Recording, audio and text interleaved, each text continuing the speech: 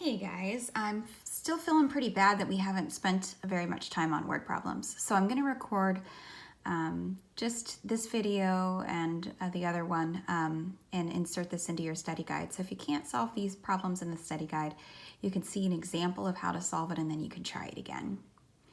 So the whole purpose of these problems is you're going to be solving them with a system of equations, which means you need to write two equations.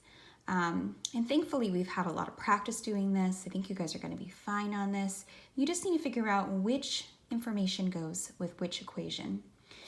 So in this case, we have two gyms, and they're awesome names too. So this is Gaines Gym.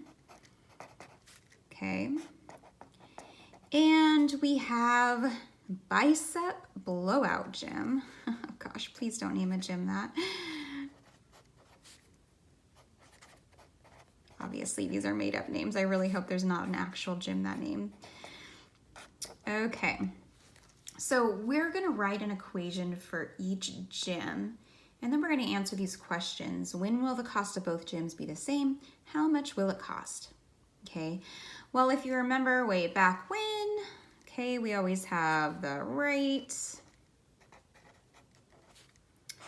times the number of times. In this case, it will be months. Okay, plus some one-time fee. Call it the one-timer. And then you have some kind of total. In this case, it's definitely going to be money. How much is that gym going to cost altogether? Okay, hopefully at this point, you don't even need this frame, but if you do, it's there for you. And you may want to write it down somewhere for your quiz tomorrow. So for Gaines Gym, let's talk about the information that we're given here. It says that there's a one-time fee of $270 and there's a monthly fee of $12. So this just happens one time. This is the one that's reoccurring. It happens every month, okay? So we have months and then we're gonna have a total amount. So I'm gonna define my variables. I'm gonna have M be the number of months. If you want to use X and Y, you totally can as well. And I'll have T equal the total cost. Okay.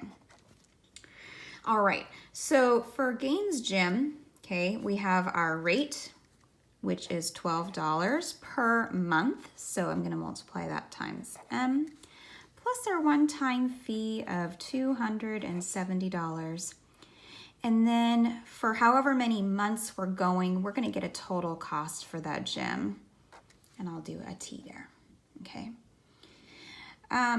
So in this case, we're dividing it up by gyms. So we just wanna make sure that we're only paying attention to the information for the first gym when we write that equation. And then we can take a look at the information for our second gym. Our second gym says that it charges $30 per month. Whenever you see that per, that's basically multiplication here. So $30 times M. And there's no one-time fee. Okay, so this is $30 per month is equal to the total cost. Well, there we have it. There is our system of linear equations, okay? You can solve this by graphing, you can solve it by substitution, you can solve it by equal values, however you feel comfortable. If you're good right now, you can stop this video and move on. If you want to see me finish solving this, I will do that, okay? I think the easiest thing is going to be equal values since they're both already solved for T. So I am going to, hold on, let me rewrite my system here and make it nice and neat. And I'll rewrite it with a T in front.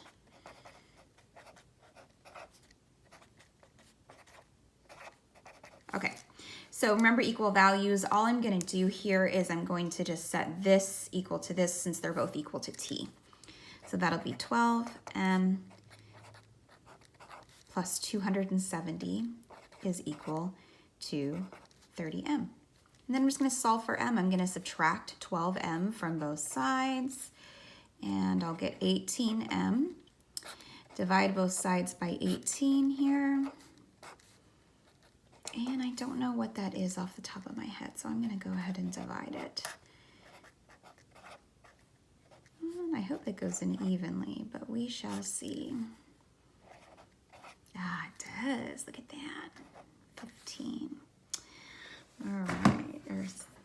Okay. Did I do that right? Yes, I did. Okay. So that is at 15 months. Okay, so they are going to be the same price at 15 months. So that's the part, this answers the first part of the question. The second part of the question says, how much will it cost at 15 months? Well, let's go ahead and plug it in, and we should plug it into both equations and make sure that we're getting the same total.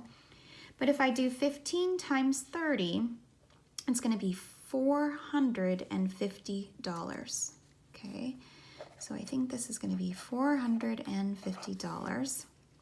But let's also plug it in here. So 12 times 15, I don't know that off the top of my head, so I'm going to do the math.